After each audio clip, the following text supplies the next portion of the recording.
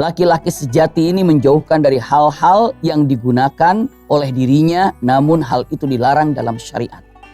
Apa sih yang menjadikan laki-laki dan khasnya laki-laki?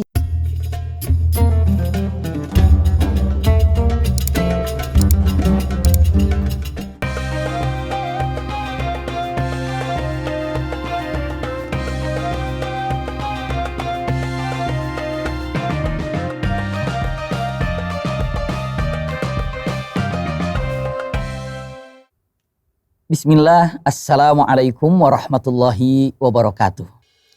Pemirsa dimanapun berada, jumpa lagi dengan Jalan Cinta Ramadan. Insya Allah kesempatan yang sangat-sangat berbahagia ini, penuh dengan keberkahan ini, kita akan melihat satu tema pria sejati. Masya Allah. Seorang pria sejati itu seperti apa ya kira-kira ya? Apakah dengan penampilannya? Apakah harus cara bicaranya? Ternyata punten. Pria sejati ini terkadang menggunakan sesuatu yang dilarang dalam syariat. Pria sejati, camkan baik-baik, tidak pernah menggunakan sesuatu yang dilarang dalam syariat Islam. Apa yang dilarang dalam syariat? Emas, ya. Jam tangannya emas, cincinnya emas, subhanallah, ya. Bahkan tidak segan-segan laki-laki juga menggunakan kalung emas. Memang apa sih hukumnya ketika laki-laki menggunakan emas ini? Satu waktu Rasulullah memegang yang namanya emas dan sutra. Ya. Lalu Rasulullah mengangkat kedua barang ini dan mengatakan, hadzaini muharramun. Ini adalah diharamkan ala dzukuri ummati. Untuk laki-laki bagian daripada umatku, ini adalah dilarang menggunakan yang namanya emas ini. Subhanallah. Jadi siapapun dari umat Rasulullah SAW, laki-laki haram menggunakan emas. Ini adalah perintah dari Allah dan Rasulnya. Lalu pertanyaannya, mungkin ada yang bertanya, ya Allah, apa hikmahnya bagi kami kaum pria kalau emas ini tidak boleh digunakan? Para ulama telah melihat dan ternyata menemukan yang namanya zat atau yang ada dari emas ini. Ya Rabb, iya. Emas ini dapat mengalirkan sesuatu ke dalam tubuh, mengganggu terhadap peredaran darah, dan akhirnya para ulama laki-laki yang gemar senang menggunakan emas sangat cepat sekali mendapatkan penyakit yang namanya Alzheimer. Subhanallah. Alzheimer ini kalau dikatakan penuaan, yang mana penuaan ini dipaksakan. Penuaan terpaksa bukan karena usianya sudah lanjut. Mengganggu secara fisik, mengganggu secara psikis, mudah lupa, mudah lelah, mudah lemah. Ini efek daripada menggunakan emas.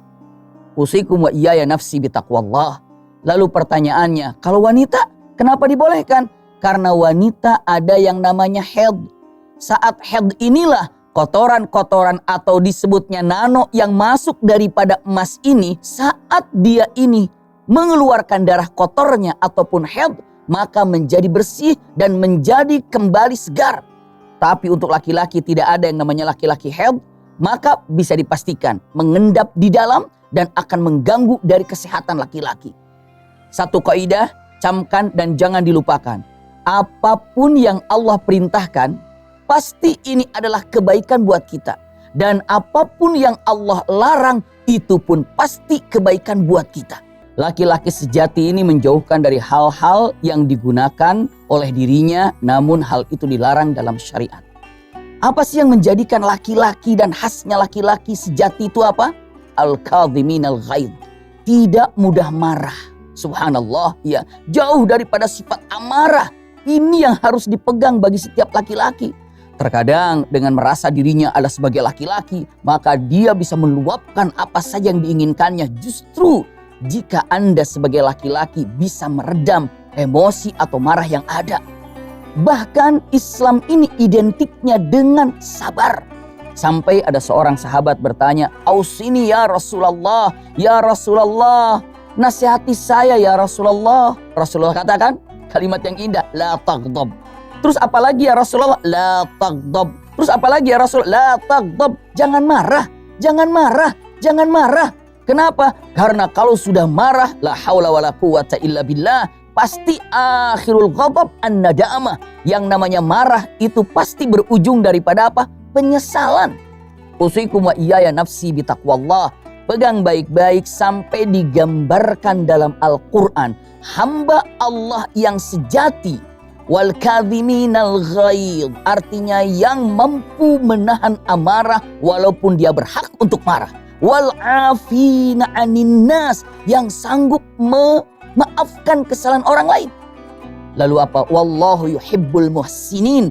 Dan dia ini sangat ingin dicintai oleh Allah dengan cara berbuat ihsan.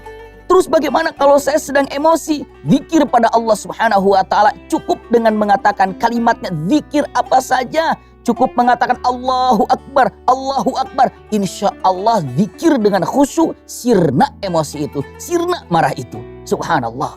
Laki-laki sejati ternyata bisa menahan emosi.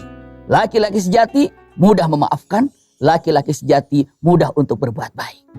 Mudah-mudahan singkat dari apa yang disampaikan ada manfaatnya untuk kita semuanya. Kita akhiri dengan doa. Allahu Akbar, Allahu Akbar. Allahumma salli ala Sayyidina Muhammad wa ala ali Sayyidina Muhammad. Ya Allahu ya Rahmanu ya Rahim. Engkau maha pengasih dan maha penyayang. Ya Rabbana, ya Aziz, ya Ghaffar, ya Dzal Quwwatil Matin.